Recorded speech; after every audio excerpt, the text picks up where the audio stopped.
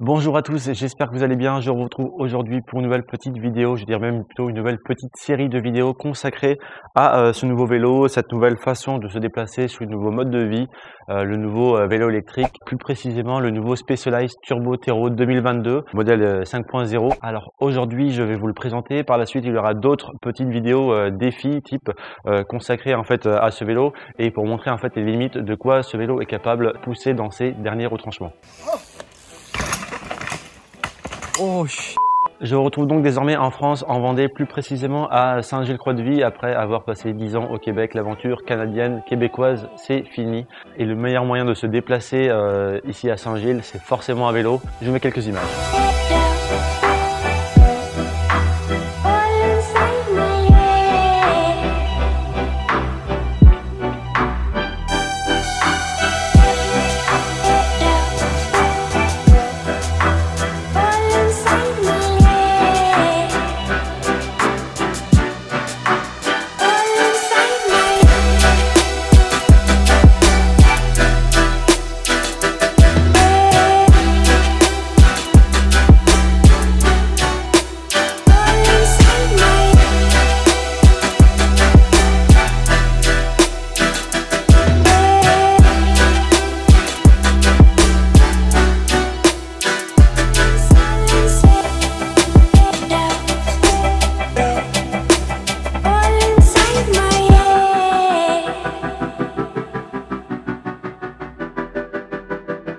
Alors avant toute chose, n'hésitez pas aussi à vous abonner à la chaîne, c'est très important, ça me motive pour faire d'autres contenus par la suite. N'hésitez pas aussi à mettre un commentaire si vous avez des questions par rapport à ce vélo. Si vous avez aussi des suggestions de défis que je fasse avec ce vélo pour le pousser dans ses limites, ça peut être des défis même à la con, ça me ferait extrêmement plaisir de les faire.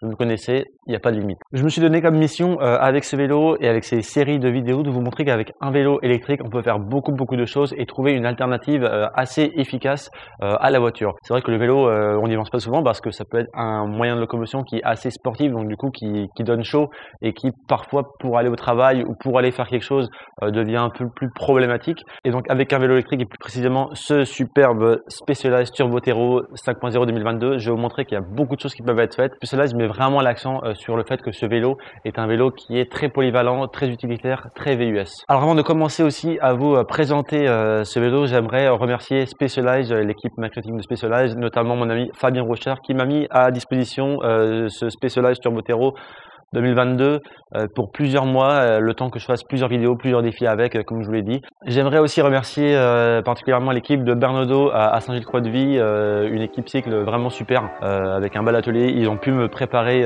correctement ce vélo et là, je vous le dis qu'il est prêt. N'hésitez pas à aller les voir, vous serez super bien accueillis, les gars sont super.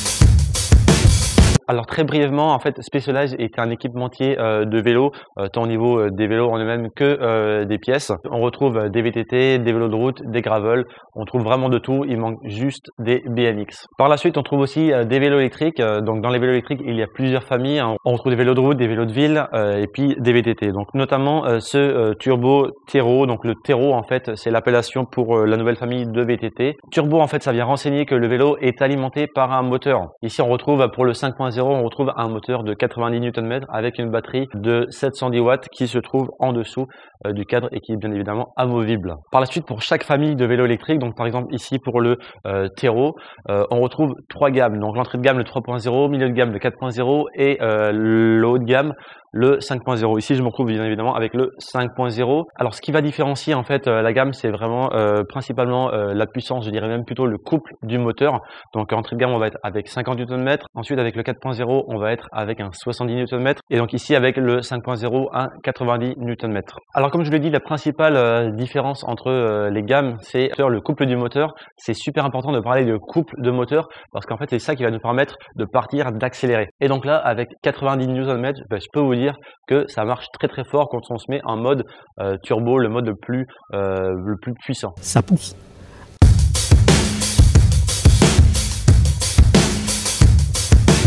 C'est un vélo qui est quand même assez imposant quand on regarde au premier abord. Alors c'est un vélo qui fait environ 23-24 kg à peu près. C'est un vélo aussi qui est haut, qui est large, qui est assez imposant. On trouve notamment des roues de 29 pouces, donc du coup ça rend le vélo un peu plus costaud. On a vraiment un bon sentiment de robustesse quand on le prend.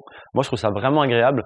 C'est un vélo, on sait qu'il peut aller partout où est-ce qu'on peut l'amener. Les seules limites qu'on pourra lui apporter, c'est vraiment nous qui allons les avoir. Alors parallèlement aussi au sentiment de robustesse, pas besoin de vous dire que au niveau de la finition, elle est extrêmement soignée. On a très peu de fils qui traînent, même au niveau des lumières avant et arrière, les fils sont très bien cachés, sont très bien intégrés au cadre aussi. Donc on voit vraiment que le vélo est bien fini. On sent que le vélo va vraiment durer dans le temps. Sinon pour parler un peu plus du vélo au niveau du hardware, on retrouve des pneus de 29 pouces avant et arrière, montés sur des pneus Ground Control qui sont des pneus très polyvalents qui vont aussi vous permettre d'aller surtout dans du chemin. On retrouve quand même des gros crampons. Alors sur la route ça marche très bien, en tout terrain et en VTT ça apporte vraiment une bonne accroche et puis aussi un bon sentiment de confiance quand même. Sur la route ça fait un petit peu de bruit, mais bon pour moi je trouve pas ça dérangeant. Après c'est sûr que si vous ferez que de la route et jamais de chemin, peut-être envisager de changer de pneus, mais pour moi je les trouve vraiment très polyvalents. On retrouve aussi un freinage hydraulique avec un disque de 200 mm à l'avant, 180 à l'arrière, une cassette de 11 vitesses qui vont de 11 à 40 dedans, donc c'est quelque chose qui tire quand même assez court. On retrouve aussi du côté gauche du cadre, au niveau du bas, un accès pour bien évidemment charger la batterie. On se trouve aussi ici avec le modèle tout équipé. Alors chaque vélo, quelle que soit la gamme, vous pouvez l'avoir en mode nu ou en mode tout équipé. Alors l'équipement qu'on a, c'est les garde-boue avant et arrière qui sont en métal. Petite précision concernant le garde-boue avant et arrière, donc ils viennent bien envelopper la roue. Seulement, on a une bavette normalement qui vient ici, qui vient se mettre juste ici. Donc moi je l'ai enlevé. Ça enlève un peu de protection. Seulement, quand on vient descendre des trottoirs, ça vient tout de suite racler et c'était un peu gênant. Donc dès qu'on fait un peu tout terrain, ça devient un peu frustrant. On entend des bruits de frottement. Donc moi je l'ai enlevé. Vous voyez normalement ça vient beaucoup plus vers le bas. Donc voilà, ça c'est la seule partie qui est en plastique. Donc ça on l'a sur la partie arrière du garde-boue avant, mais aussi du garde-boue arrière. On a un porte-bagages qui peut supporter jusqu'à 27 kg, donc c'est vraiment pas mal. On retrouve une béquille et on retrouve les lumières avant et arrière. Alors mention spéciale pour les lumières avant et arrière, le feu arrière est vraiment superbe, il est vraiment bien intégré au porte-bagages et la lumière avant elle éclaire vraiment super bien. Le faisceau lui tire vraiment loin et quand même assez large. On a vraiment une bonne visibilité dans la nuit. Sachez aussi qu'il est possible avec un catalogue d'options d'ajouter des sacoches latérales, un panier avant, en tout cas plusieurs petites options que vous trouverez sur le site de Specialized bien évidemment. Ah, tu voudrais bien fermer ta gueule la mouette. On a justement une petite trappe à l'avant qui peut s'enlever pour pouvoir insérer un panier.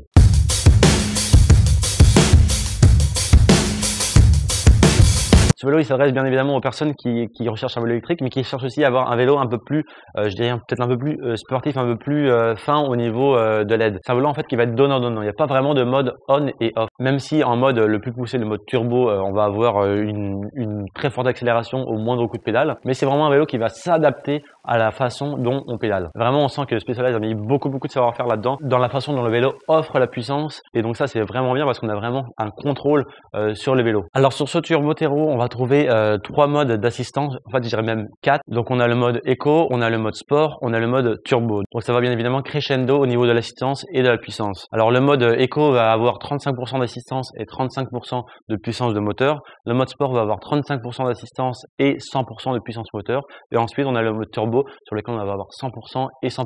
Vous êtes satellisé. On retrouve aussi un mode un peu parallèle sur lequel on va venir pouvoir incrémenter de 10% la puissance et l'assistance directement depuis l'éco-modo au guidon. Je me mets souvent plus en mode éco, parfois en mode sport quand j'ai un peu la flemme. C'est très rare que je prenne le mode turbo. Alors ensuite, au guidon du vélo, on retrouve forcément les commandes classiques de frein et de vitesse. Au centre, on va trouver l'ordinateur de bord ainsi que l'afficheur de l'ordinateur de bord qui s'allume avec le bouton central. Par la suite, à la gauche, on va trouver un petit commodo composé de 4 boutons qui va servir en fait à configurer le vélo, à savoir quel mode d'assistance qu'on veut. Donc avec l'aide du bouton plus ou moins, on peut venir choisir le mode sport, turbo ou le mettre en off. Avec le bouton F1, on va venir changer de disposition de l'afficheur. On peut avoir des informations différentes sur plusieurs pages. Je vais y revenir par la suite. Si on reste appuyé sur le bouton F1, on va éteindre et allumer les feux. Et enfin, sur le bouton F2 qui est situé sous le commodo, là, on va changer de mode. On va se retrouver en mode incrémentation 10%. En fait, on va venir modifier l'assistance et la puissance du moteur par incrémentation de 10% avec le bouton plus ou moins. Au niveau aussi des assistances assistance, sachez que le vélo et donc l'ordinateur de bord est configurable via une application Mission Control. Alors c'est facultatif, mais bon, cependant, je trouve ça quand même très intéressant. C'est là où le vélo devient très pertinent, parce que pour chaque mode d'assistance, on peut venir nous-mêmes changer le pourcentage d'assistance ou de puissance. Et en fait, entre assistance et puissance, il peut y avoir une petite confusion, mais il y a une grosse nuance qui est importante à prendre en compte. L'assistance, en fait, c'est l'intrusion que le vélo va avoir dès lors que vous touchez ou effleurez la pédale. En gros, si vous mettez 100% d'assistance, à peine vous allez pédaler que le vélo va donner sa puissance. À l'inverse, vous trouvez le pourcentage de puissance. Donc, vous pouvez avoir un vélo qui est très intrusif, mais qui va donner seulement 35% de puissance moteur. En fait, le vélo va vraiment s'adapter à notre façon de rouler pour vraiment qu'il soit la continuité de ce que l'on pense, de ce que l'on veut, de ce qu'on demande aussi au vélo. Donc ça, c'est vraiment bien parce qu'on ne sent pas un vélo qui est trop intrusif au niveau de l'assistance. C'est pas un vélo qui va être on ou off en fait. Si jamais je suis pas clair, n'hésitez pas aussi à laisser un commentaire pour me poser des questions parce que dans ma tête, ça fuse. Alors l'écran comporte plusieurs pages d'informations. Moi, je vais vous montrer les informations qu'on trouve de base en allumant le vélo, configuration d'origine, on va dire. Parce qu'en fait, dès lors qu'on connecte notre téléphone pour pouvoir configurer en fait l'écran et les informations qu'on veut avoir, eh ben, ça devient super complet et ça méritera un épisode complet seulement consacré à la configuration, comment dire, de l'écran, d'ordinateur de bord et aussi via l'application Mission Control. Oh putain, ta gueule! Paul! Alors oui, je disais, donc ça prendrait un épisode complet consacré au Mission Control et à la configuration du téléphone via l'application Mission Control. Parce qu'en fait, c'est vraiment très complet. On peut vraiment tout changer les pages qu'on a. On peut avoir jusqu'à 20 pages, il me semble, je me rappelle plus. Vous pouvez mettre en fait les informations que vous voulez, dans un ordre que vous voulez, mettre un écran différent avec une visualisation différente. Donc c'est vraiment super poussé. Je vous montrerai ça dans un épisode suivant parce que sinon ça prendrait 4 heures et puis... Pas le temps de niaiser. Cependant, j'ai quand même vous montrer en roulant ce que ça donne au niveau de l'affichage standard, de l'affichage d'origine, configuration d'origine de l'écran et de l'ordinateur de bord. Bon, alors voilà, je vous retrouve au guidon du vaisseau amiral pour vous présenter en fait un peu l'écran, comment il se compose en configuration d'origine. Donc, alors là, on est sur l'écran d'accueil. Donc on retrouve des informations un peu classiques. Donc en haut à gauche, on va voir le mode dans lequel on est. Donc là, je suis en mode éco. Si je monte, je peux mettre en mode sport, en mode turbo. Et si je baisse, je peux aussi me mettre en mode off. Ensuite, après, je retrouve l'heure et le pourcentage de batterie en haut à droite. Au centre, en gros, je vais avoir la vitesse. Et en bas, j'ai une jauge. Ici, on peut voir. Hop, ici, on a une jauge. Donc là, elle indique 0. Mais en gros, c'est la cadence de pédalage. Cette cadence de pédalage va nous donner le nombre de coups de pédale en tours minute.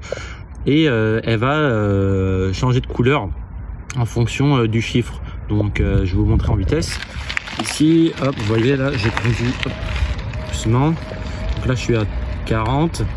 Mais si j'augmente un peu ma vitesse, hop, je vais être à 50, 60, jusqu'à devenir dans le vert. Et donc en fait, quand cette jauge va tendre vers le vert, ça va venir nous indiquer qu'on altère moins l'autonomie de la batterie. Hop, ensuite en appuyant sur le bouton F1, là je retourne un peu les mêmes informations en haut, seulement en bas à droite, en bas à gauche, excusez-moi, on a la distance parcourue comme une sorte de trip qu'on peut mettre à 0, et en bas à droite on a la durée de pédalage, en fait la durée de la sortie. Ensuite la page suivante, on a le pourcentage de batterie qui nous reste. En haut à droite, on a la consommation instantanée en watts-heure. Donc ça peut être aussi une indication intéressante si on veut voir si on est gourmand en demande d'énergie. En bas à gauche, on a l'estimation en fait de l'autonomie. Donc là, il me dit qu'il reste environ 58 km d'autonomie. Et en bas à droite, en fait, on a le range trend. Ça veut dire que ça va nous dire si on a tendance à consommer ou on a tendance à être économique. Donc si on est économique, on aura 2 flèches vers le haut. Et si on est gourmand en énergie, on va avoir 2 flèches vers le bas. Donc ça veut dire qu'on va venir manger l'autonomie. Ensuite, on a l'altitude sur la page suivante et le dénivelé positif, le dénivelé négatif. Donc moi, c'est pas quelque chose que je me sers vraiment actuellement, étant donné que je suis en bord de mer. Mais si on fait beaucoup de VTT, de montagnes, etc., ça peut être une information qui est importante. Ensuite, la page suivante, on a tout ce qui est attrait à la puissance, à la demande de la puissance. Donc en haut à gauche, j'ai la puissance que moi je donne sur les pédales. donc la Rider Power. En haut à droite, on a la puissance que le moteur, que le vélo donne. Et si on fait si on fait un ratio entre les deux, on a le power ratio qui est au milieu à gauche. Et en gros, si on veut avoir une meilleure autonomie, le but ça va être que le ratio soit proche de 1. Donc le but c'est que ce chiffre soit le plus bas possible. Ensuite en bas à gauche on a les calories et en bas à droite on a l'odomètre. Voilà. Après on a la consommation en watts par kilomètre, la consommation instantanée en fait. Donc là je vois, si je roule un petit peu, je me mets à rouler, on va voir, vous voyez que j'augmente ma consommation. Donc le but c'est si on va avoir une autonomie, c'est de pas augmenter cette valeur. On va voir ensuite la cadence du pédalage et en bas à gauche l'autonomie estimée restante, ainsi que pareil la tendance de consommation. Donc là on voit que mon autonomie elle ne baisse pas vu que j'ai les deux flèches vers le haut. Et donc voilà, après on retrouve vers l'écran d'accueil.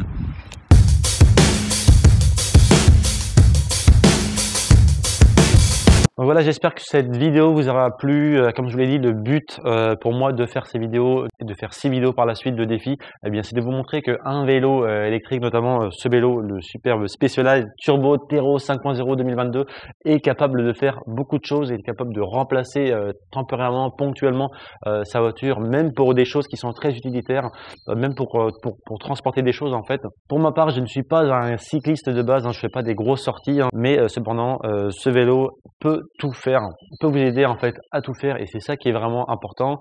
C'est ça que Specialized aussi veut mettre en avant sur son vélo VUS, son vélo à tout faire, son vélo polyvalent en fait. Donc je vous le répète, n'hésitez pas aussi à mettre en commentaire des futurs défis que vous aimeriez que je fasse. Le prochain défi qui va être réalisé, ça va être de tester l'autonomie maximale de ce vélo. Donc je vais partir le matin très tôt, hein. C'est sûr qu'avec une batterie de 710 watts ça va être très long. Donc n'hésitez pas à commenter cette vidéo en écrivant les défis que vous aimeriez que je fasse. Je vous encourage à mettre des défis vraiment à la con, ça me fera extrêmement plaisir. Sur ce, portez-vous bien et on se voit très bientôt. Ciao!